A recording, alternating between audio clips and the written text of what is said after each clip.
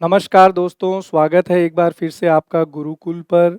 जैसा कि आप देख पा रहे हैं, लगातार हम लोग एग्ज़ाम ओरिएंटेड कंटेंट आप लोगों के लिए लेकर आ रहे हैं। उसी सीरीज़ में एक और इम्पोर्टेंट टॉपिक है आज, जो आपके फाउंडेशन को स्ट्रॉन्ग करेगा, साथ ही साथ कॉम्पिटिटिव एग्ज़ाम में भी आपको बहुत हेल्प करेगा। आज का जो टॉपिक है, उसमें हम लोग मेनली बात करने वाले हैं स्वोका। शॉर्ट फॉर्म में हम लोग इसको स्वोका बोलते हैं और इसको डिटेल में अपन बात करेंगे। तो एस जो है वो यहाँ रिप्रेजेंट करता है सब्जेक्ट को, वी जो है वो रिप्रेजेंट करता है वर्ब को, हिंदी में क्रिया बोलते हैं वर्ब को, हिंदी में सब्जेक्ट को कर्ता बोलते हैं। फिर तीसरा अपने पास है ऑब्जेक्ट। तो ऑब्जेक्ट जो है वो आपका कर्म या कारक कहलाता है। उसके बाद में है कॉम्प्लीमेंट। कॉम्प्लीमेंट यहाँ पर वो है जो सब्जेक्ट और ऑब्जेक्ट के अर्थ को पूरा करता है। एक कॉम्प्लीमेंट हमारे पास होता है COMPLIMENT। उस कॉम्प्लीमेंट का मतलब होता है किसी की प्रशंसा करना, टू प्रेज समवन। लेकिन यहाँ पर ये जो कॉम्प्लीमेंट है, इसका मतलब है जो मीनिंग को कंप्लीट करे। किसके मीनिंग को कंप्लीट करेगा? सब्जेक्ट और ऑब्जेक्ट। पूरक भी हम लोग इसको हिंदी में बोलते हैं। लास्ट में है हमारे पास एडवर्बियल। एडवर्बियल जो है ये एडवर्ब से बना है, क्रिया से, और बेसिकली ये आपको समय और स्थान की जानकारी वाक्य में देते हैं। तो ये 5 चीज़ें बहुत इंपॉर्टेंट है। कोई भी एग्ज़ाम आप उठाइए, इंग्लिश की अगर अंडरस्टैंडिंग की बात करें तो स्वोका आपको जो है क्लियर होना चाहिए। सब्जेक्ट, वर्ब, ऑब्जेक्ट, कॉम्प्लीमेंट और एडवर्बियल। आइए इसको डिटेल में समझते हैं। सबसे पहला जो सवाल है किसी भी स्टूडेंट के लिए जो लैंग्वेज को डील करता है, जब भी आप कोई सेंटेंस पढ़ते हैं तो वहाँ पर आपका आमना सामना सब्जेक्ट से होता है, कर्ता से। तो हमारे लिए सबसे पहला सवाल यही है, व्हाट इज सब्जेक्ट, कि हमारा जो ये सब्जेक्ट है, जिसको हम लोग कर्ता भी बोल सकते हैं, आखिर ये है क्या। तो यहाँ पर मैंने कुछ एग्जाम्पल्स लिए हैं जिसके थ्रू हम लोग देखेंगे कि सब्जेक्ट क्या होता है। सबसे पहला सेंटेंस देखिए, लिखा हुआ है सीता इज गुड गर्ल। ठीक है, यहाँ पे एक आर्टिकल और ले लेते हैं। अब हमारा सेंटेंस कंप्लीट होगा, Sita is a good girl. अब इस सेंटेंस में अगर देखा जाए तो हम लोग सीता के बारे में यहाँ पर इंफॉर्मेशन दे रहे हैं कि सीता जो है वो एक अच्छी लड़की है। देखिए, सब्जेक्ट को आइडेंटिफाई करने के लिए लैंग्वेज में हमारे पास एक इंट्रोगेटिव वर्ड है और वो है हु। हु को हम लोग हिंदी में बोलते हैं कौन।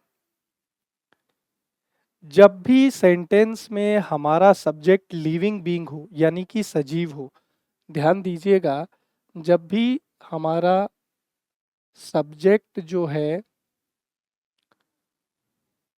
वो क्या हो, लिविंग बीइंग हो, अर्थात सजीव हो, तो उसको बताने के लिए हम लोग, उसको आइडेंटिफाई करने के लिए हम लोग हु का उपयोग करते हैं और वो सब्जेक्ट के बारे में इंफॉर्मेशन देता है। कैसे? जैसे ये सेंटेंस है, Sita is a good girl. अब मैंने यहाँ पर सवाल लिखा कुछ इस तरीके से, who is a good girl. हमारे पास सवाल ये आ गया, who is a good girl. तो हु का जवाब हमारे पास सेंटेंस में कौन है? सीता है। तो सीता इस सेंटेंस में हमारा क्या हो गया? सब्जेक्ट हो गया। दूसरा लिखा हुआ है, the sun rises in the east.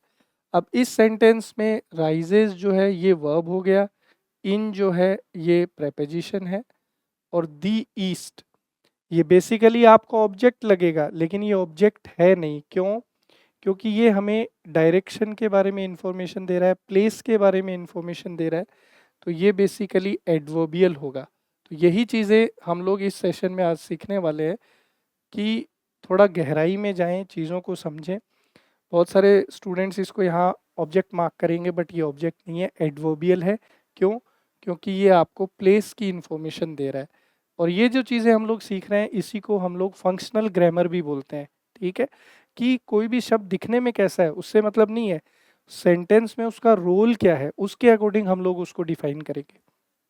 आगे कह रहा है कि my elder brother lives in Jaipur. तो यहाँ पर एल्डर ब्रदर जो है, इसकी अगर हम लोग बात करें तो माई जो है ये आपका पजेसिव एडजेक्टिव है, एल्डर जो है ये एडजेक्टिव है, तो ब्रदर जो है ये आपका नाउन है, और ये यहाँ पर सेंटेंस में सब्जेक्टिव पार्ट है।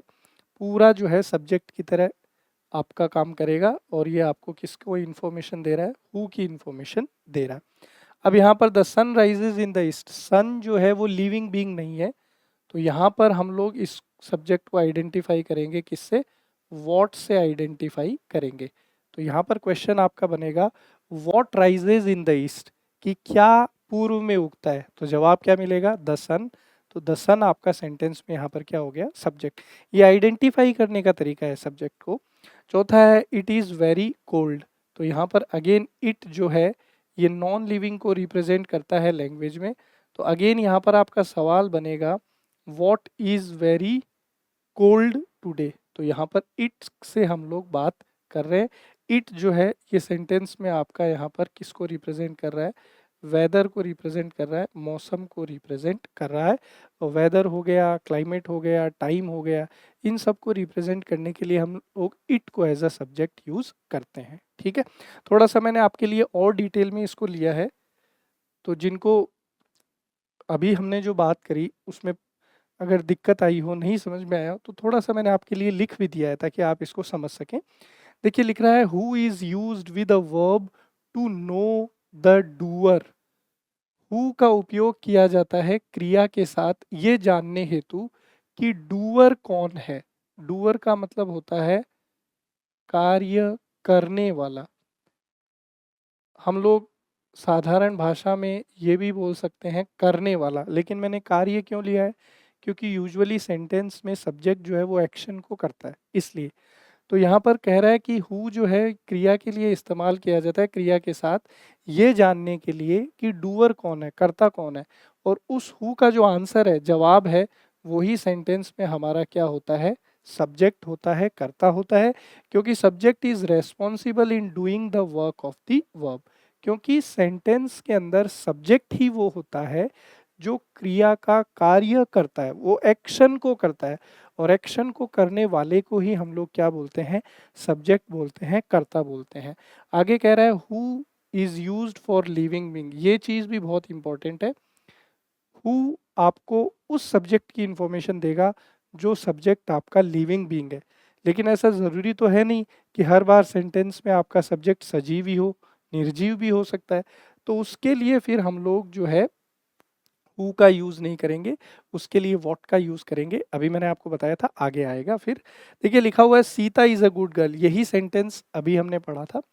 तो यहाँ पर इस सेंटेंस में सीता जो है ये हमारा सब्जेक्ट है, इज जो है ये हमारा क्या है, वर्ब है। गुड की अगर मैं बात करूं तो गुड हमारा यहाँ पर एडजेक्टिव है। गुड क्यों है एडजेक्टिव, क्योंकि ये गर्ल नाउन की जो है हमें क्या बता रहा है, यहाँ पर विशेषता बता रहा है।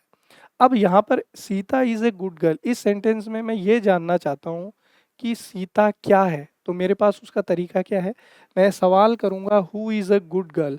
अब मैंने हु का यूज़ क्यों किया, क्योंकि यहाँ पर जो सब्जेक्टिव पार्ट मुझे नज़र आ रहा है वो लिविंग है। तो हमने पढ़ा कि लिविंग के लिए कौन आता है, हु आता है।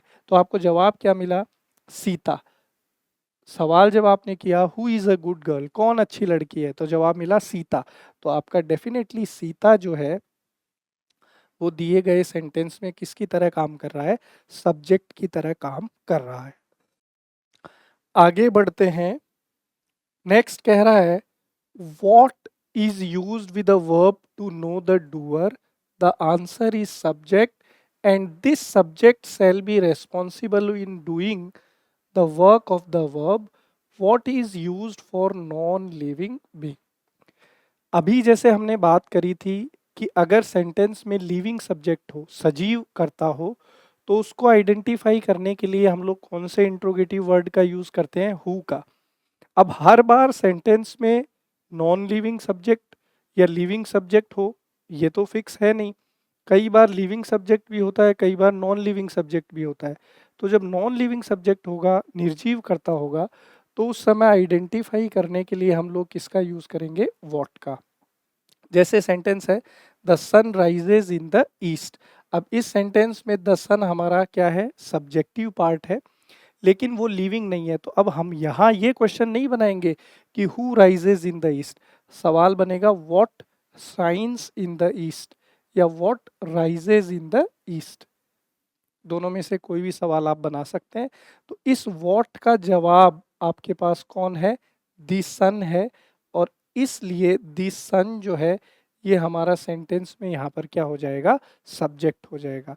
तो लिविंग सब्जेक्ट को आइडेंटिफाई करने के लिए कौन सा इंट्रोगेटिव वर्ड है? हु।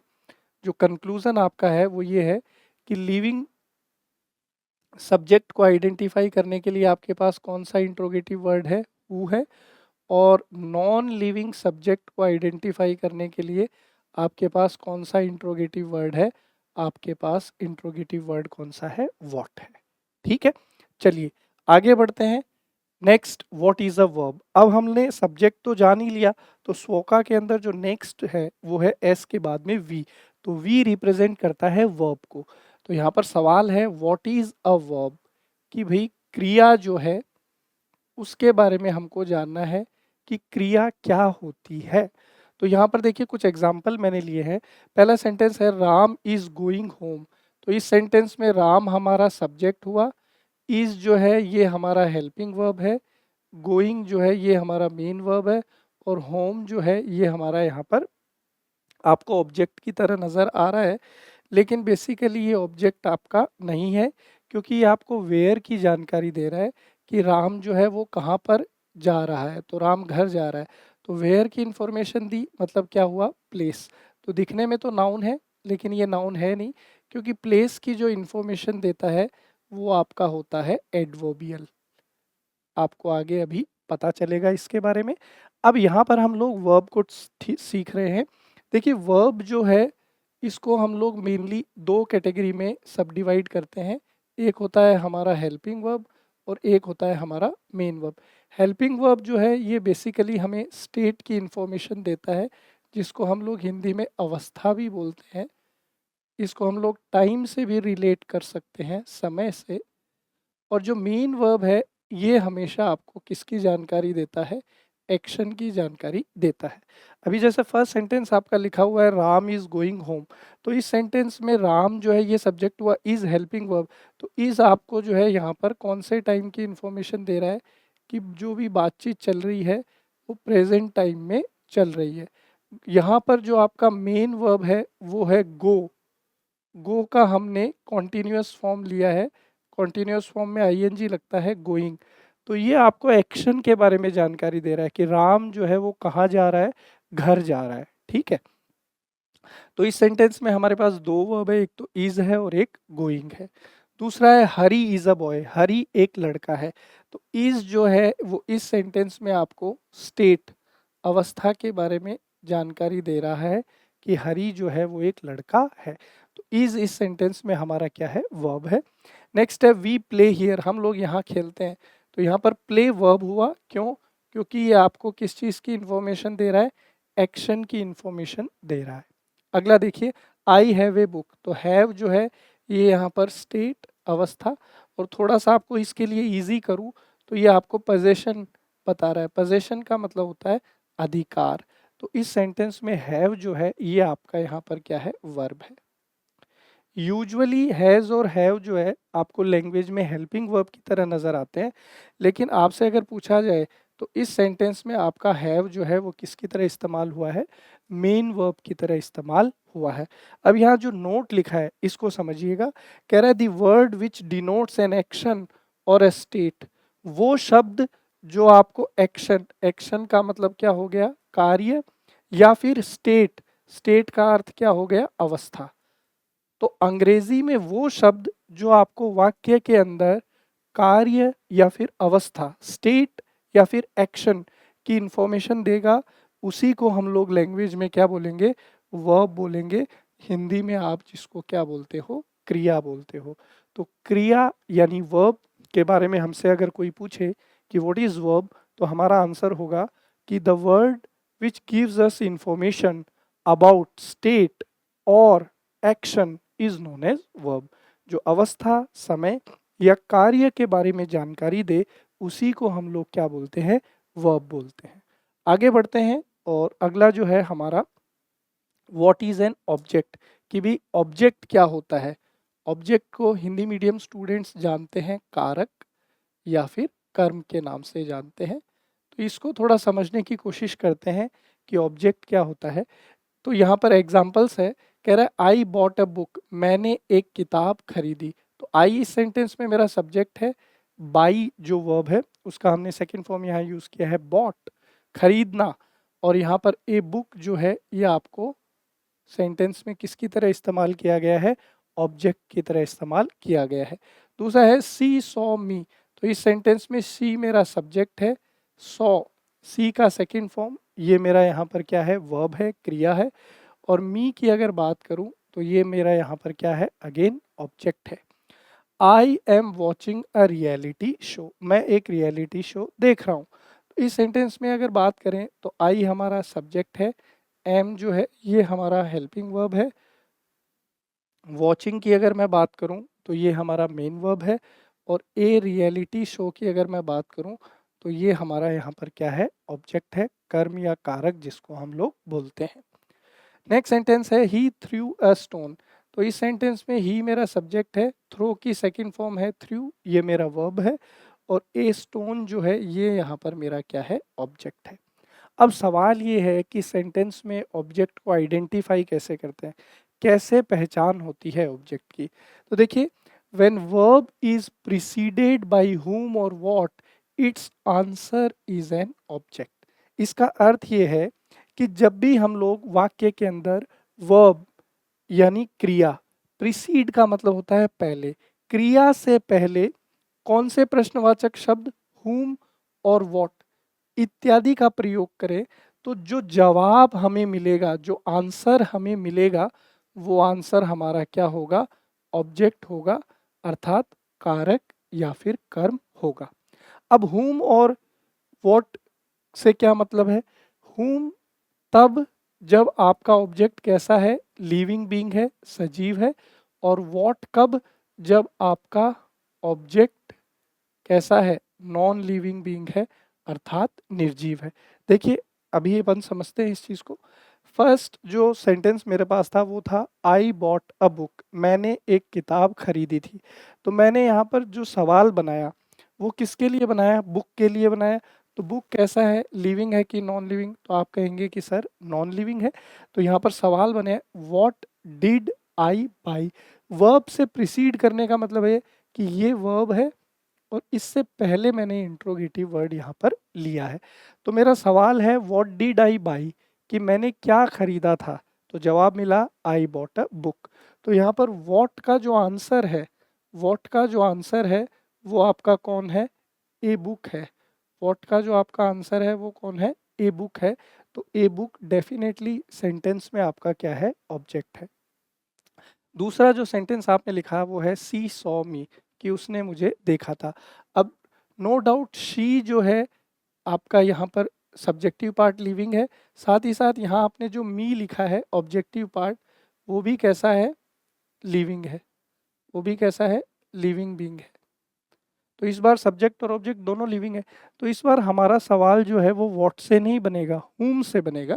तो आपने लिखा हुम डिड शी सी, कि उसने किसको देखा था।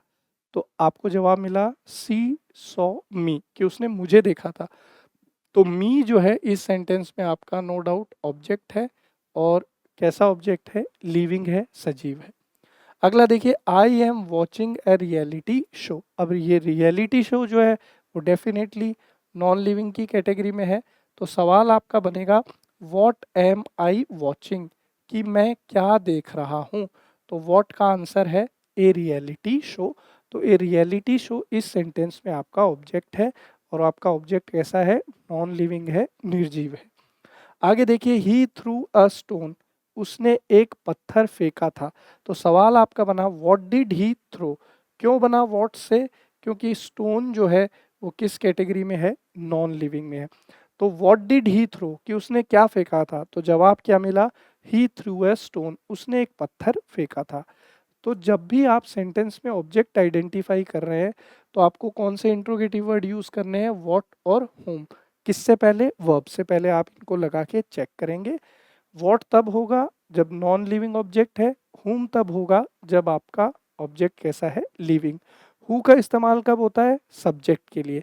कब? जब सब्जेक्ट आपका लिविंग हो। जैसे यहाँ पर आपको सब्जेक्ट आइडेंटिफाई करना है, तो आप इस तरीके से पूछ सकते हैं कि हु बॉट अ बुक, कि किताब किसने खरीदी थी। तो हु का आंसर कौन है? आई है। तो यहाँ पर आई आपका क्या है? सब्जेक्ट है। अगर आपका सब्जेक्ट कैसा हो? नॉन लिविंग, तो आप उसके लिए व्हाट का यूज कर सकते हैं। तो ये हमने सब्जेक्ट, वर्ब और ऑब्जेक्ट को कैसे आइडेंटिफाई करते हैं उसके बारे में डिस्कशन किया। आगे बढ़ते हैं। अब इसमें चौथा जो है अपने पास वो है complement. SV, subject, verb, object और कॉम्प्लीमेंट। तो कॉम्प्लीमेंट क्या होता है, इसको थोड़ा सा हम लोग समझने की कोशिश करते हैं। पूरक आप इसको बोल सकते हैं। तो यहाँ पर एग्जाम्पल्स मैंने कुछ लिए हैं। कह रहा है दिस इज ए बुक, यह एक किताब है। ठीक है। तो इस सेंटेंस में ए बुक जो है वो आपको बहुत सारे लोगों को ऑब्जेक्ट नजर आएगा, लेकिन ऑब्जेक्ट नहीं है। ये क्या है? कॉम्प्लीमेंट है। कैसे पता करेंगे? आगे देखते हैं। दूसरा है आई एम ए टीचर, मैं एक शिक्षक हूँ। तो ए टीचर बहुत सारे लोगों को देखने में क्या लगेगा? ऑब्जेक्ट, लेकिन ऑब्जेक्ट नहीं है, कॉम्प्लीमेंट है। कैसे पता करेंगे? अभी देखेंगे आगे। शी इज़ अ गर्ल, वह एक लड़की है। तो इस सेंटेंस में अगेन अ गर्ल जो है वो हमारा क्या है? कॉम्प्लीमेंट है। आगे कह रहा है दे इलेक्टेड हिम ए प्रेसिडेंट, उन्होंने उसको एक प्रेसिडेंट के तौर पे जो है इलेक्ट किया था, चुना था। तो ये प्रेसिडेंट दिखने में ऑब्जेक्ट है, लेकिन बेसिकली ये है क्या? कॉम्प्लीमेंट है। अब यहाँ पर कॉम्प्लीमेंट को कैसे आइडेंटिफाई करते हैं, क्या इसका काम है, देखते हैं। कह रहा है these complete the incomplete meaning of subject और ऑब्जेक्ट। ये चीज बहुत इंपॉर्टेंट है। कॉम्प्लीमेंट का काम क्या है? तो कॉम्प्लीमेंट जैसा कि नाम ही बता रहा है, पूरक। तो ये सेंटेंस में सब्जेक्ट और ऑब्जेक्ट के मीनिंग को पूर्ण करता है, पूरा करता है। आगे कह रहा है दीज टेल अबाउट सब्जेक्ट और ऑब्जेक्ट। और दूसरा एक तरीका ये भी है समझने का कि ये आपको सेंटेंस में सब्जेक्ट और ऑब्जेक्ट दोनों के बारे में जो है कुछ ना कुछ डिटेल देते हैं, एक्स्ट्रा इन्फॉर्मेशन देते हैं। इसलिए हम लोग इनको क्या बोलते हैं? कॉम्प्लीमेंट बोलते हैं। अब ये एक्स्ट्रा इन्फॉर्मेशन या डिटेल क्या है वो समझिए। देखिए यहाँ कह रहा है दिस इज अ बुक, यह एक किताब है। तो ए बुक जो है ये हमें किसकी इंफॉर्मेशन दे रहा है? दिस की, कि दिस जो है यह क्या है? तो यह जो है एक किताब है। तो ये ए बुक जो है वो दिस की इंफॉर्मेशन हमें दे रहा है। दिस इस सेंटेंस में हमारा क्या है? सब्जेक्ट है। तो सब्जेक्ट की एक्स्ट्रा इंफॉर्मेशन दे रहा है। तो ए बुक जो है इस सेंटेंस में हमारा क्या हो गया? कॉम्प्लीमेंट हो गया। आगे देखिए आई एम ए टीचर, तो टीचर कौन है? आई है। तो आई सेंटेंस में क्या है? सब्जेक्ट। तो सब्जेक्ट की एक्स्ट्रा इंफॉर्मेशन दे रहा है, तो इसलिए ए टीचर जो है इस सेंटेंस में हमारा क्या हो गया? ऑब्जेक्ट हो गया। अगला है शी इज अ गर्ल। तो एक गर्ल जो है वो हमें शी की जानकारी दे रहा है, शी की एक्स्ट्रा इंफॉर्मेशन दे रहा है। तो यहाँ पर अ गर्ल हमारा क्या हो गया? कॉम्प्लीमेंट हो गया। क्यों? क्योंकि ये शी जो सब्जेक्ट है इसकी एक्स्ट्रा इंफॉर्मेशन हमें दे रहा है। अगला है दे इलेक्टेड हिम अ प्रेसिडेंट। अब देखो एक्स्ट्रा इंफॉर्मेशन हमेशा सब्जेक्ट की हो ऐसा जरूरी नहीं है, ऑब्जेक्ट की भी हो सकती है। अब ये सेंटेंस देखिए चौथा, कह रहा है दे इलेक्टेड हिम अ प्रेसिडेंट, उन्होंने उसको इलेक्ट किया राष्ट्रपति के तौर पे। तो ए प्रेसिडेंट जो है वो हमें किसकी एक्स्ट्रा इंफॉर्मेशन दे रहा है? हिम की। और हिम इस सेंटेंस में क्या है? ऑब्जेक्ट। तो किसी भी सेंटेंस में सब्जेक्ट और ऑब्जेक्ट की एक्स्ट्रा इंफॉर्मेशन देने वाला क्या कहलाता है? कॉम्प्लीमेंट कहलाता है। ठीक है। इसलिए अगर पहले तीन सेंटेंसेस की बात करें तो ये सारे सब्जेक्ट कॉम्प्लीमेंट हैं, और चौथे सेंटेंस की अगर मैं बात करूं तो ए प्रेसिडेंट यहाँ पर ऑब्जेक्ट कॉम्प्लीमेंट है, ना कि सब्जेक्ट कॉम्प्लीमेंट। आगे बढ़ते हैं। What is an adverbial. अब ये जो पांचवा पार्ट है, सबसे पहले हमने सब्जेक्ट को जाना क्या होता है, फिर वर्ब को जाना, फिर ऑब्जेक्ट को जाना, फिर कॉम्प्लीमेंट। अब पांचवा है इसके अंदर एडवर्बियल। तो एडवर्बियल क्या होता है? कुछ एग्जांपल्स हैं। I met him in the morning, मैं उससे मिला था। कब? सुबह। कब मिला था उससे? सुबह मिला था। तो सुबह जो है वो आपको किस चीज़ की जानकारी दे रहा है? टाइम की जानकारी दे रहा है, यानी समय। अगला जो सेंटेंस है वो है I was sitting in the garden. In the garden यानी बगीचे में। तो बगीचा जो है वो आपको किसकी जानकारी दे रहा है? प्लेस की जानकारी दे रहा है। प्लेस को अपन हिंदी में क्या बोल सकते हैं? स्थान। स्थान की जानकारी दे रहा है। अगला है there is a fan on the table, कि वहां पर एक पंखा है। कहाँ पर? टेबल के ऊपर। तो टेबल के ऊपर। तो टेबल जो है वो आपको किसकी इंफॉर्मेशन दे रहा है? प्लेस की इंफॉर्मेशन दे रहा है, स्थान की। अगला है आई वॉज स्टैंडिंग देयर, मैं वहाँ खड़ा था। तो देयर जो है वो अगेन आपको किसकी जानकारी दे रहा है? प्लेस की। तो यहाँ पर देखिए, the underline words in the above sentences are called adverbials. जो अभी सेंटेंस ऊपर लिखे हैं उसमें जो अंडरलाइन पार्ट है उसको एडवर्बियल बोलते हैं। क्यों एडवर्बियल बोल रहे हैं? As they talk about place और टाइम। तो ये चीज़ आपको समझनी है कि जो भी आपको समय और स्थान, टाइम और प्लेस की इंफॉर्मेशन दे सेंटेंस के अंदर, उसको हम लोग एडवर्बियल बोलते हैं। अगर ये चीज़ आपको नहीं पता है तो आप जो है इनको क्या मार्क करेंगे? ऑब्जेक्ट मार्क करने की गलती करेंगे। लेकिन ये चूंकि आपको प्लेस और टाइम की इंफॉर्मेशन दे रहे हैं तो ये सेंटेंस में किसकी तरह वर्क कर रहे हैं? एडवर्बियल की तरह वर्क कर रहे हैं। इसी को हम लोग बोलते हैं फंक्शनल ग्रामर। देखिए, अब यहाँ पर हमारे पास एक्सरसाइज आ गई है, क्वेश्चंस आ गए हैं। इसके अंदर जो भी हमने अभी तक पढ़ा है, subject, verb, object, complement, adverbial, उनको मार्क करना है सेंटेंस को देखकर कि कौन सी चीज़ सेंटेंस में क्या है। तो फर्स्ट एक्सरसाइज है mark the sentence elements in the following sentences. Sentence elements का मतलब वही है, सेंटेंस एलिमेंट्स मतलब आपको ये बताना है कि सब्जेक्ट कौन है, वर्ब कौन है, ऑब्जेक्ट कौन है, कॉम्प्लीमेंट कौन है और एडवर्बियल कौन है, जिसको हमने स्टार्ट किया था सो का। देखिए फर्स्ट सेंटेंस है शी ले इन बेड। तो यहाँ पर सवाल है हु लेज इन बेड। तो आपका जो जवाब है वो है शी। तो डेफिनेटली शी जो है वो हु का आंसर कर रहा है। तो ये हमारा इस सेंटेंस में क्या है? सब्जेक्ट है। ले ये वर्ब है। ले का मतलब है भाई लेटने के कॉन्टेक्स्ट में है। अब इन बेड, अब बहुत सारे लोग जो हैं यहाँ पर इन बेड को ऑब्जेक्ट समझने की गलती कर सकते हैं। लेकिन इन बेड जो है वो आपको किसकी इंफॉर्मेशन दे रहा है? वेयर की। वेयर, वेयर मतलब प्लेस की जानकारी दे रहा है। प्लेस की इंफॉर्मेशन देने वाला आपका क्या होता है? एडवर्बियल होता है। तो यहाँ पर इन बेड जो है वो आपका ऑब्जेक्ट नहीं है, वो आपका एडवर्बियल है। यहाँ पर एक्शन था लेटने का, तो एक्शन जो है वो वर्ब रिप्रेजेंट करती है। इस तरीके से आपकी पकड़ होनी चाहिए। दूसरा है आई कुक्ड फूड। तो हु कुक्ड फूड, किसने भोजन बनाया था? तो आई जो है यहाँ पर आपका सब्जेक्ट हो गया, हु का आंसर कर रहा है। एक्शन है पकाने का, तो कुक आपका वर्ब हो गया। और क्या पकाया था? What did I cook. तो वॉट का आंसर कर रहा है फूड। फूड किसका आंसर कर रहा है? वॉट का। और वॉट का आंसर करने वाला क्या होता है? ऑब्जेक्ट होता है। तो फूड इस सेंटेंस में हमारा क्या है? ऑब्जेक्ट है।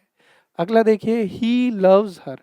तो इस सेंटेंस में ही मेरा क्या है? सब्जेक्ट है। किसी से प्रेम करना एक्शन को रिप्रेजेंट कर रहा है, तो ये क्या हो गया? वर्ब हो गया। अब यहाँ पर हर को समझना है। तो ये ही लव्स हर, तो इसके लिए सवाल पूछेंगे whom डज ही लव। तो whom मतलब किसको। क्यों? क्योंकि लिविंग था। तो यहाँ पर हर जो है whom का आंसर कर रहा है। तो ये आपका इस सेंटेंस में क्या हो गया? ऑब्जेक्ट हो गया।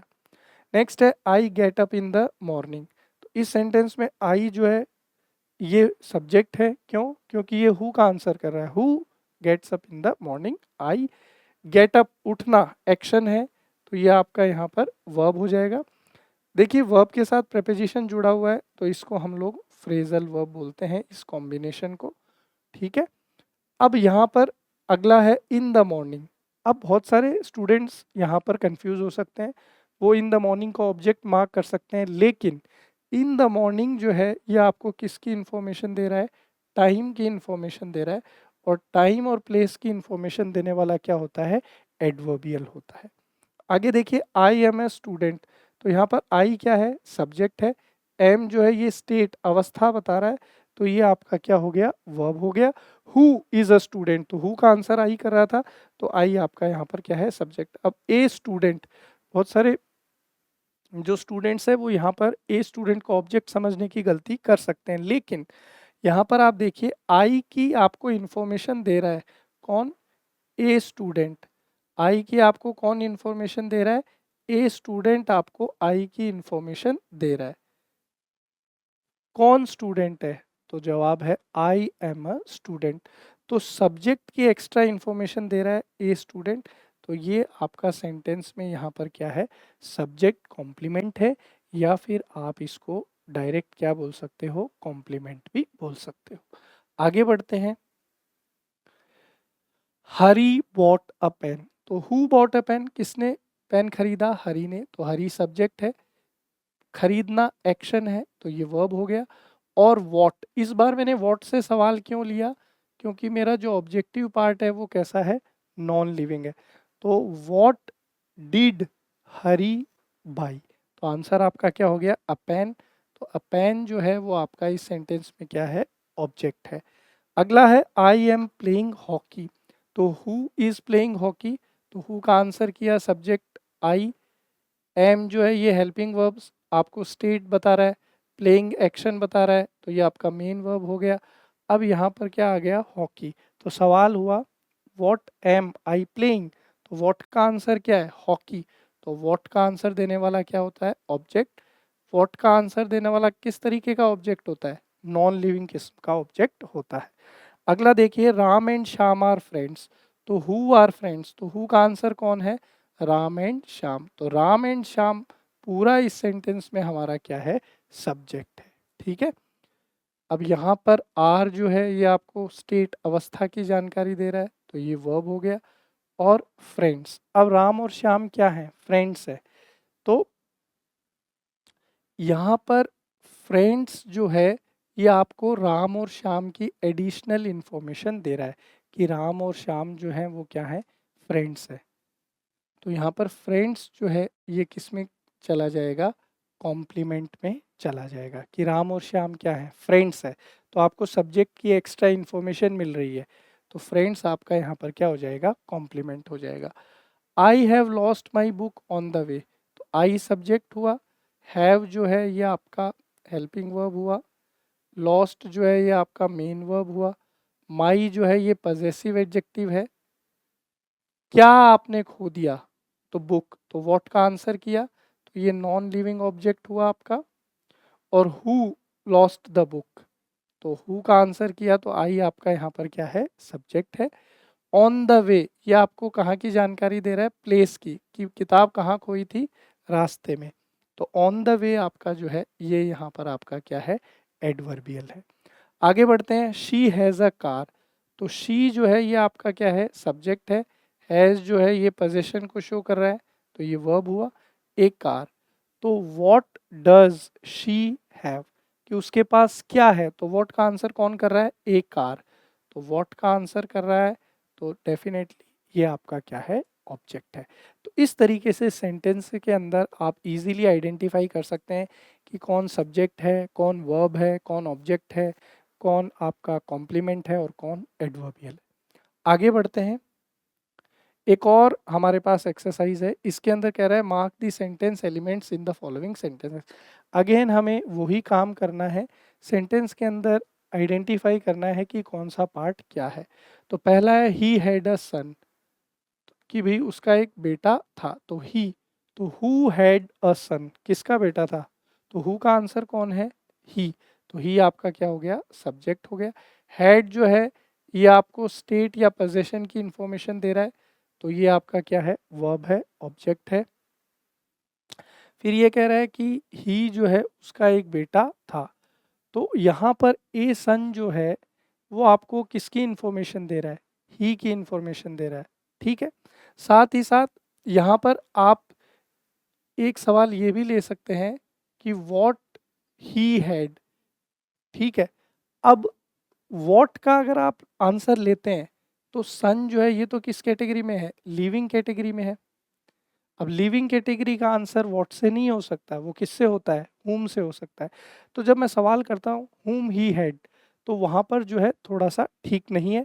तो इसलिए इस सेंटेंस के अंदर अगर मैं सन की बात करूँ, तो सन जो है ये हमें ही की एक्स्ट्रा इन्फॉर्मेशन दे रहा है। तो सन को हम लोग जो है यहाँ पर क्या मार्क कर लेंगे, कॉम्प्लीमेंट मार्क कर लेंगे। ही हैड अ सन, तो ही जो है वो सन की इन्फॉर्मेशन दे रहा है, तो यहाँ पर ए सन आपका क्या हो गया, कॉम्प्लीमेंट।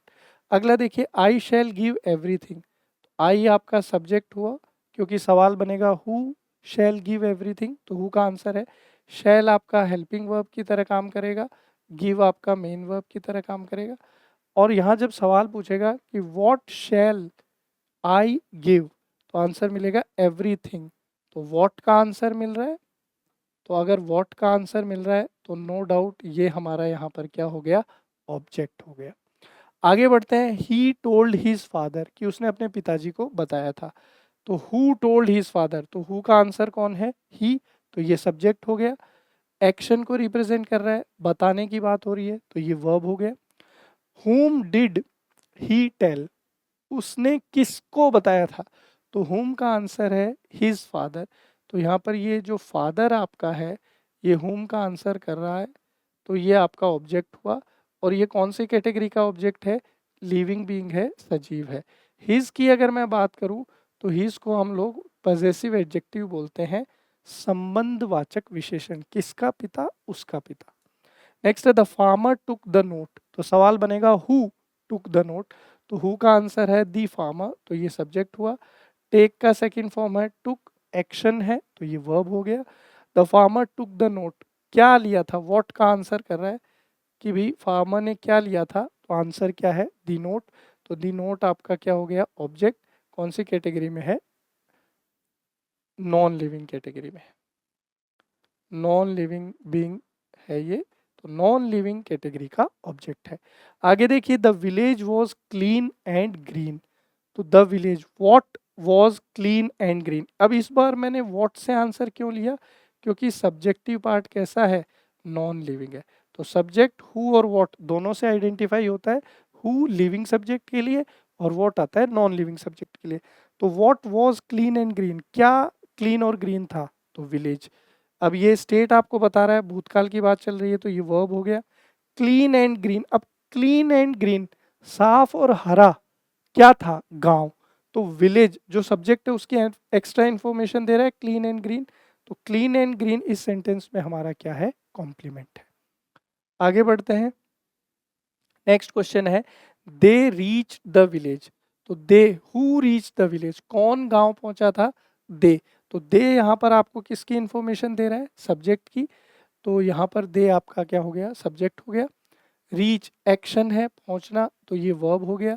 दी विलेज, अब यहाँ पर दी विलेज बहुत सारे लोगों को ऑब्जेक्ट नज़र आ सकता है, लेकिन न तो ये व्हाट का आंसर करेगा आपको, न हुम का। बेसिकली ये आपको प्लेस की इंफॉर्मेशन दे रहा है कि वेयर डिड दे रीच, वे कहाँ पहुंचे थे। तो दी विलेज आपका यहाँ पर इस सेंटेंस में क्या है, एडवर्बियल है। ठीक है, नेक्स्ट है, I will show you around, तो आई जो है, who will show you around, तो हु का आंसर किया, तो आई आपका सब्जेक्ट हुआ। विल जो है ये आपका हेल्पिंग वर्ब है, शो जो है ये आपका क्या है, मेन वर्ब है। अब आई विल शो यू, तो whom आई विल शो, मैं किसको दिखाऊंगा, तो यू। तो यू आपका यहाँ पर क्या है, ऑब्जेक्ट है। और यू आपका कैसा ऑब्जेक्ट है, लिविंग, क्योंकि whom का आंसर किया था इसने। अराउंड जो है का मतलब है कि भी मैं आपको अगल बगल की चीज़ें या आसपास की चीज़ें दिखाऊंगा। तो अराउंड जो है ये आपको प्लेस की इंफॉर्मेशन दे रहा है।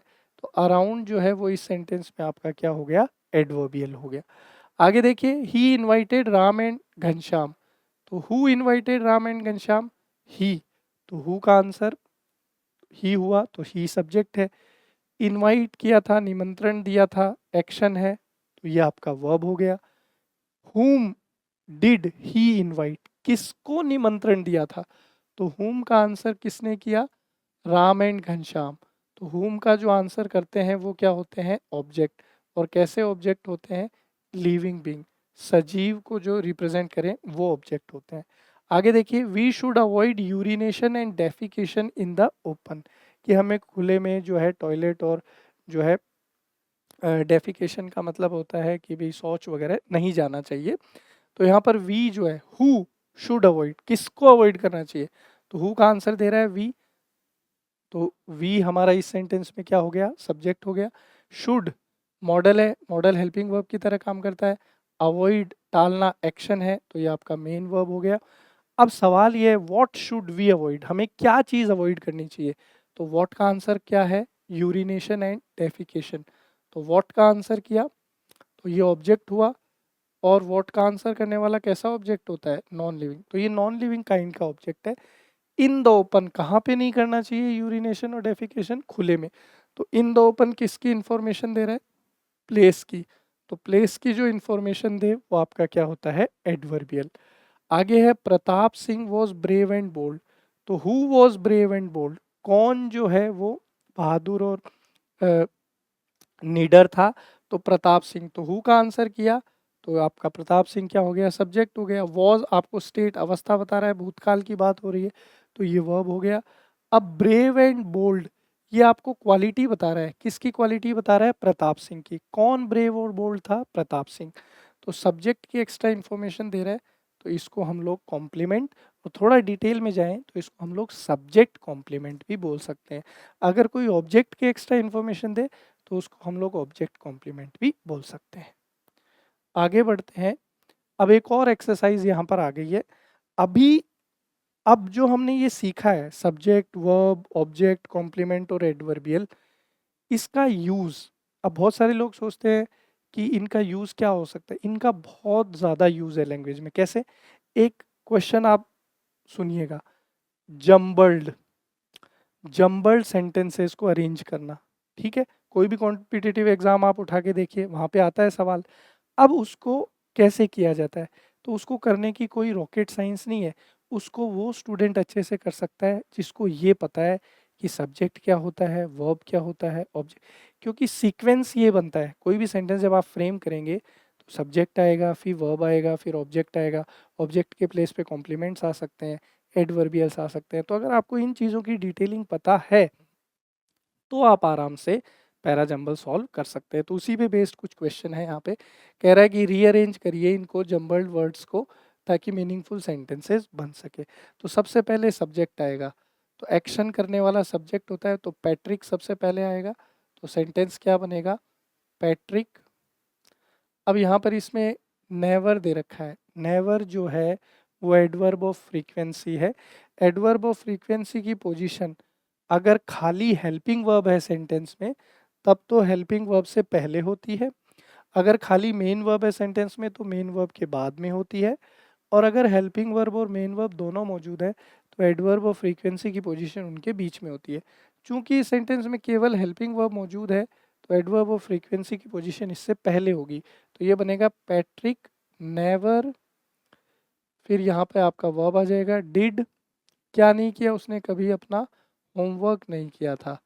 तो आपका जो करेक्ट सेंटेंस बनेगा वो बनेगा पैट्रिक नेवर डिड होमवर्क, कि पैट्रिक ने जो है कभी क्या नहीं किया था, होमवर्क नहीं किया था। दूसरा है प्लेड ही हॉकी, तो अभी हमने सीखा सबसे पहले सब्जेक्ट हु प्लेड हॉकी, तो ही आ गया। इसके बाद में वर्ब आएगा, एक्शन को रिप्रेजेंट कर रहा है, और उसने क्या खेला था, व्हाट का आंसर किया, तो हॉकी जो है ये आपका ऑब्जेक्ट। तो करेक्ट सेंटेंस आपका बनेगा he played hockey. Don't I his no word, तो अब यहाँ पर सब्जेक्ट कौन नहीं जानता उसका वर्ड, तो आई। तो सबसे पहले सब्जेक्ट आ गया, अब ये हेल्पिंग वर्ब आएगी, तो आई डोंट, फिर मेन वर्ब आती है हेल्पिंग वर्ब के बाद में, ठीक है। तो I don't know his word, इस तरीके से ये आपका बनेगा। तो ये होगा आई डोंट नो, और ये हिज जो है ये यहाँ पर वर्ड के साथ है, ठीक है, कंफ्यूज नहीं होना है। तो आपका जो करेक्ट सेंटेंस बनेगा वो क्या बनेगा, I don't know his word, कि मैं जो है नहीं जानता उसका वर्ड। आई सब्जेक्ट आ गया सबसे पहले, फिर डू नॉट, ये कॉन्ट्रैक्टेड फॉर्म है डू नॉट का, डोंट हेल्पिंग वर्ब की तरह काम करता है ये।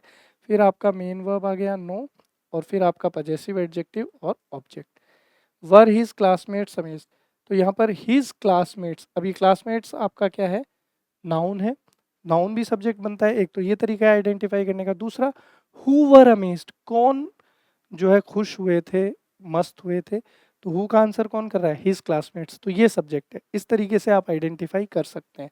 तो ये बन जाएगा हिज क्लासमेट्स। तो ये जो हिज क्लासमेट्स है, ये तो आपका यहाँ पर सब्जेक्टिव पार्ट हो गया। अब आपको वर्ब चाहिए, तो वर्ब आपकी हो जाएगी वर, और फिर ये आपका आ गया amazed. Third form of verb है जो यहाँ पर एडजेक्टिव की तरह काम करती है। आगे हम लोग पढ़ेंगे, ये पास्ट पार्टिसिपल हम लोग इसको ग्रामर में बोलते हैं। आगे है ए बेर देयर्स देयर आउट, तो यहाँ पर देयर्स और देयर दो हैं, तो बहुत सारे लोग कंफ्यूज हो सकते हैं। देखिए ये जो देयर है ये आपको प्लेस की इंफॉर्मेशन देगा, तो ये एडवर्ब है। और देयर्स ये कॉन्ट्रैक्टेड फॉर्म है देयर इज का। किसका कॉन्ट्रैक्टेड फॉर्म है, देयर इज का। तो ये जो देयर है ये सब्जेक्ट की तरह काम कर सकता है, तो ये बनेगा देयर इज, इसको कॉन्ट्रैक्टेड फॉर्म में ही लिख देते हैं ताकि आपको जो है कंफ्यूजन नहीं हो। देयर्स ए बेर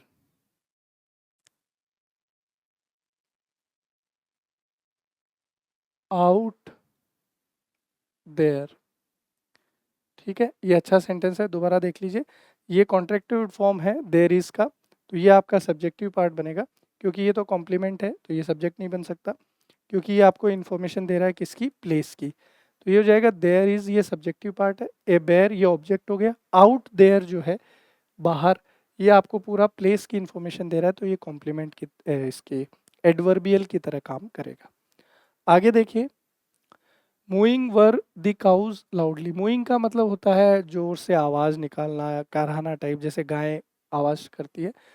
तो कौन मूइंग कर रहा था, तो हु का आंसर कौन है, द काउज, तो ये सब्जेक्ट हो जाएगा। तो ये आ जाएगा सबसे पहले सब्जेक्ट द काउज, फिर उसके बाद में आ जाएगी वर्ब, फिर उसके बाद में मेन वर्ब, और वर्ब को क्वालिफाई करने के लिए या वर्ब की विशेषता बताने के लिए एडवर्ब आता है, तो यहाँ पर एडवर्ब आ जाएगा लाउडली। तो आपका जो करेक्ट सेंटेंस बनेगा वो क्या बनेगा, the cows were moving loudly. अगला है little he very earn money, कौन अर्न कर रहा था, तो हु का आंसर कौन है, ही, तो ही आपका सब्जेक्ट बनेगा, तो ये आ जाएगा ही। अब सब्जेक्ट के बाद में वर्ब आता है, कमाना एक्शन है, तो ये हो जाएगा अर्नड, ठीक है। फिर आ जाएगा वेरी, वेरी आपका क्या है, एडवर्ब है, तो एडवर्ब आता है, फिर एडजेक्टिव आता है, फिर नाउन आता है, ये सीक्वेंस चलता है, पहले एडवर्ब, फिर एडजेक्टिव, फिर नाउन। तो ये सब्जेक्ट हुआ, ये वर्ब हो गया, वेरी एडवर्ब, फिर इसके बाद में आपका लिटिल जो है ये एडजेक्टिव हो जाएगा, वेरी लिटिल, और मनी आपका नाउन है, तो ये लास्ट में आ जाएगा। तो आपका सेंटेंस बन जाएगा he earn very little money. आगे है was sweat wet with his face, तो हिज फेस उसका चेहरा, तो अब यहाँ पर वॉट से इसका आंसर कर सकते हैं, क्या जो है पसीने से गीला था उसका चेहरा, तो वॉट वॉज वेट, तो वॉट का आंसर कौन किया, हिज फेस, तो सब्जेक्ट हुआ। हमने पढ़ा था वॉट और हु का आंसर करने वाला सब्जेक्ट होता है, हु तब होता है जब लिविंग हो, ही फेस जो है यहाँ नॉन लिविंग की तरह काम करेगा, ऑब्जेक्ट, तो ये आपका हो जाएगा सब्जेक्ट, तो ये हो जाएगा हिज फेस। सब्जेक्ट के बाद हम लोग वर्ब का यूज करते हैं, तो ये आ जाएगा वॉज, गीला था, वेट विथ, प्रेपोजिशन के बाद ऑब्जेक्ट आता है, तो वेट विथ किससे गीला था, स्वेट, स्वेट यानी पसीना, तो ये आपका स्वेट यहाँ ऑब्जेक्ट की तरह काम कर जाएगा। वी बीन हैव ट्रिक्ड, तो सबसे पहले आ जाएगा सब्जेक्ट, तो किसको धोखा मिला, ट्रिक का मतलब धोखा मिलना, तो हु का आंसर कौन है, वी है, तो ये हो जाएगा वी, फिर helping verb, been main verb की तरह काम करेगा, और लास्ट में आपका ट्रिक जो है ये पास्ट पार्टिसिपल एडजेक्टिव की तरह आ जाएगा, तो वी हैव बीन ट्रिक्ड, ये करेक्ट सेंटेंस हो जाएगा। अगला है was Kalpana in Karnal born, तो who was born in Karnal, किसका जन्म हुआ था, तो हु का आंसर कौन है, कल्पना। तो ये सब्जेक्ट है सेंटेंस में, तो आपका सेंटेंस कैसे बनेगा, कल्पना, सेंटेंस बनेगा कल्पना। अब इसके बाद में आपका वर्ब आएगा, वॉज, ये हेल्पिंग वर्ब है, फिर मेन वर्ब आएगा, एक्शन को रिप्रेजेंट करना है, फिर इन करनाल। अब इन करनाल जो है वो आपको प्लेस की इंफॉर्मेशन दे रहा है, तो इसलिए इन करनाल इस सेंटेंस में हमारा क्या है, एडवर्बियल है। इसको ऑब्जेक्ट समझने की गलती ना करें। आगे बढ़ते हैं, देखते हैं कुछ और है क्या हमारे पास। तो हमारे पास एक और एक्सरसाइज है जम्बल्ड वर्ड्स की, आइए इसको भी बनाते हैं। वॉज शी अ हीरोइन, तो ये सब्जेक्ट हो जाएगा, ये वर्ब और ये ऑब्जेक्ट, तो ये हो जाएगा शी वॉज ए हीरोइन। अब यहाँ पर जैसे मैंने ऑब्जेक्ट बोल दिया था, बट ऑब्जेक्ट है नहीं बेसिकली, क्यों, क्योंकि ए हीरोइन, कौन है हीरोइन, शी है, तो शी की एडिशनल इंफॉर्मेशन कन्वे कर रहा है। तो टेक्निकली अगर देखा जाए तो ये आपका यहाँ पर क्या है, कॉम्प्लीमेंट है, दिखने में ऑब्जेक्ट है। ठीक है, यही मैं आपसे बार बार जोर दे रहा हूँ कि इन्हीं चीज़ों को आपको समझना है। तो ए हीरोइन दिखने में आपको ऑब्जेक्ट है, क्यों ऑब्जेक्ट नहीं है, क्योंकि ये न तो व्हाट का आंसर करेगा और न ही किसका आंसर करेगा, whom का आंसर करेगा। ठीक है। अब कुछ लोग बोल सकते हैं कि व्हाट से बना लेते हैं, व्हाट वॉज शी, तो व्हाट का आंसर कब होता है, जब नॉन लिविंग हो, हीरोइन तो लिविंग के सेंस में जाएगा, एक्ट्रेस की बात हो रही है यहाँ पे, तो इसलिए व्हाट कैंसिल। और whom वॉज शी, तो whom वॉज शी ये पॉसिबल नहीं है, यहाँ पे एग्जैक्ट आंसर नहीं करेगा, तो शी की एडिशनल इंफॉर्मेशन दे रहा है आपको, ए हीरोइन, तो ए हीरोइन आपका यहाँ पर क्या है, कॉम्प्लीमेंट। नेक्स्ट है to success the path dreams does exist form. ठीक है, अब ये है एक और, इसके अंदर हमारा जो सब्जेक्ट है वो क्या बनेगा, टू सक्सेस बनेगा, फिर टू के बाद में या तो वर्ब होती है, या अगर उसको प्रेपोजिशन की तरह कंसीडर करें तो नाउन ऑब्जेक्ट भी होता है, तो वहाँ से शुरू नहीं होगा। The path dreams does exist, ये वर्ब फॉर्म में है, फ्रॉम प्रेपोजिशन, तो द पाथ और ड्रीम्स यहाँ पर ये है। तो ड्रीम्स जो है ये सब्जेक्ट नहीं बनेगा, सब्जेक्ट कौन बनेगा, द पाथ, तो ये बनेगा दी पाथ, किसका रास्ता, सक्सेस का, तो the path to success, the path to success, फिर आपका वर्ब आ जाएगा डज एग्जिस्ट, कहाँ से निकलता है, फ्रॉम ड्रीम्स, फ्रॉम के बाद प्रेपोजिशन के बाद हमेशा ऑब्जेक्ट आता है, तो ये ड्रीम्स जो है ये आपका यहाँ पर ऑब्जेक्ट है। तो आपका करेक्ट सेंटेंस होगा the path to success does exist from dreams, कि सफलता का जो रास्ता है वो कहाँ से होकर बनता है, सपनों से होकर बनता है। नेक्स्ट है I very beautiful some sea grounds, तो सबसे पहले सब्जेक्ट आएगा, तो कौन देख रहा है ग्राउंड्स को, तो हु का आंसर कौन है, आई। फिर यहाँ पर एक्शन आएगा, तो एक्शन है देखना, आई सी। फिर उसके बाद में आपका जो है डिटर्मिनर आ जाएगा, सम, आई सी सम, फिर एडवर्ब वेरी, फिर एक एडजेक्टिव है हमारे पास ब्यूटीफुल, और लास्ट में नाउन यानी कि ग्राउंड्स। तो आपका करेक्ट सेंटेंस बनेगा आई सी सम वेरी ब्यूटीफुल ग्राउंड्स, कि मैं जो है कुछ बहुत खूबसूरत मैदान देखता हूँ, आई सी सम वेरी ब्यूटीफुल ग्राउंड्स। ठीक है, ये अलग है, इसका ध्यान रखना। The part two success does exist from dream. Next है एक is my head the time all, एक यहाँ पर है दर्द के लिए, हेड एक, तो आप जानते हैं कि हेड जो है उसको सब्जेक्ट के तौर पे ले लेंगे, क्योंकि वॉट का आंसर कर देगा कि क्या जो है हर समय दर्द करता है, तो वॉट, तो वॉट का आंसर है हेड, तो नॉन लिविंग के कॉन्टेक्स्ट में बनेगा, तो ये बनेगा माई हेड, माई हेड। अब हेड में दर्द होता है तो एक्शन है ये, एक इज ऑल द टाइम, हर समय जो है दर्द करता रहता है। अब ऑल द टाइम जो है दिखने में आपको ऑब्जेक्ट है, लेकिन ये आपको टाइम की इंफॉर्मेशन दे रहा है, तो ये बेसिकली सेंटेंस में क्या है, एडवर्बियल। अगला है telling I the truth am, तो who is telling the truth, तो हु का आंसर कौन है, आई, तो सब्जेक्ट आ गया सबसे पहले, फिर हेल्पिंग वर्ब आ गया, फिर एक्शन, और फिर लास्ट में द ट्रूथ। अब द ट्रूथ जो है वो आपका यहाँ पर ऑब्जेक्ट है। क्यों है ऑब्जेक्ट? क्योंकि आपको व्हाट का आंसर करेगा। व्हाट एम आई टेलिंग, मैं क्या बता रहा हूँ। तो व्हाट का आंसर क्या है? The truth. तो ऑब्जेक्ट है। कौन सी कैटेगरी का ऑब्जेक्ट है? नॉन लिविंग कैटेगरी का ऑब्जेक्ट है। आगे बढ़ते हैं। अगला है greatly both respected were in the village. तो यहाँ पर सबसे पहले सब्जेक्ट की बात करेंगे। देखिए, ग्रेटली एडवर्ब है। अब सवाल से अगर देखें तो हु वर, कौन सम्मानित होते थे, तो हु का आंसर है बोथ। तो यहाँ पर बोथ आपका सब्जेक्ट होगा, बोथ। फिर आपका यहाँ पर क्या होगा? हेल्पिंग वर्ब आएगा, बोथ वर। फिर आपका मेन वर्ब आएगा रेस्पेक्टेड, तो बोथ वर रेस्पेक्टेड। और फिर यहाँ पर वर्ब की विशेषता बताने के लिए एडवर्ब आ जाएगा ग्रेटली। कहाँ पर उनको रेस्पेक्ट मिलता था? तो इन द विलेज। तो इन द विलेज जो है वो आपका प्लेस हो गया।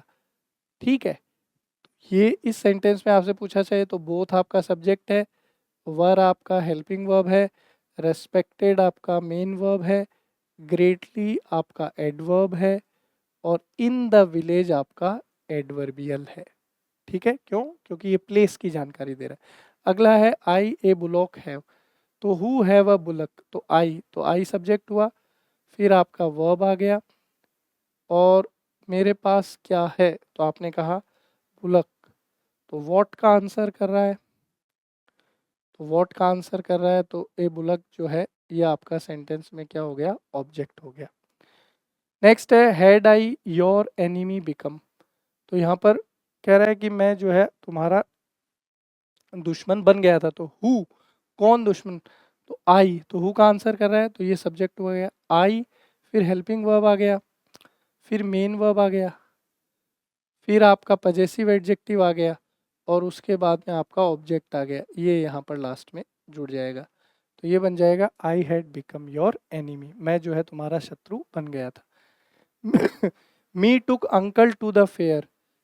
कौन जो है अंकल को, me took uncle to the fair, अंकल मुझे ले गए थे। तो who did to take me to the fair, इस तरीके से आएगा। तो हु के लिए आपका आंसर जो करता है वो सब्जेक्ट हो गया कि अंकल। अब अंकल ने एक्शन किया ले जाने का, तो ये वर्ब आ गई। किसको ले गए? मी। तो मी आपका ऑब्जेक्ट है। क्यों है मी ऑब्जेक्ट? तो क्योंकि सवाल बनेगा हुम डिड अंकल टेक, कि अंकल किसको ले गए थे। तो हुम का आंसर कौन है? मी। तो लिविंग ऑब्जेक्ट है आपका। और टू द फेयर, कहाँ ले गए थे? मेले में। अब ये प्लेस की जानकारी दे रहा है, तो प्लेस की जानकारी दे रहा है, तो टू द फेयर आपका क्या है? एडवर्बियल है। आगे है से आई नॉट डिड एनीथिंग, कि मैंने कुछ भी नहीं कहा था। तो मैंने कुछ भी नहीं कहा था, तो who did not say anything? तो मी। तो आई जो है ये आपका यहाँ सब्जेक्ट है, आई। फिर हेल्पिंग वर्ब आ गया। हेल्पिंग वर्ब के साथ हमेशा नॉट आता है, ये चीज़ ध्यान रखिएगा। जब भी आपको लैंग्वेज में ये फ्रेम करना हो, नॉट का ध्यान रखिएगा, हमेशा हेल्पिंग वर्ब के साथ लगता है। फिर आपका मेन वर्ब आ गया, और यहाँ पर एनीथिंग जो है ये आपका ऑब्जेक्ट की तरह काम करेगा। तो ये इस तरीके से हमने इस सेशन में ये सीखा कि सब्जेक्ट क्या होता है, वर्ब क्या होता है, ऑब्जेक्ट क्या होता है, कॉम्प्लीमेंट क्या होता है, सब्जेक्ट कॉम्प्लीमेंट क्या है, ऑब्जेक्ट कॉम्प्लीमेंट क्या है, और आपका एडवर्बियल क्या है। साथ ही साथ हमने प्रैक्टिस भी करी कि भाई कैसे आप आइडेंटिफाई कर सकते हैं। साथ ही साथ जब आप पैराजंबल सॉल्व करते हैं तो किस तरीके से ये चीज़ें आपको मदद करती है। उम्मीद करता हूँ कि जो भी हमने डिस्कस किया आपको अच्छे से समझ में आया होगा। अगर ये वीडियो आपको पसंद आता है तो इसको ज़रूर लाइक करें, कमेंट करें, और अपने दोस्तों के साथ इसको शेयर करें। मिलते हैं आपसे अगले सेशन में। वीडियो को पूरा देखें। वीडियो देखने के लिए आपका बहुत बहुत धन्यवाद।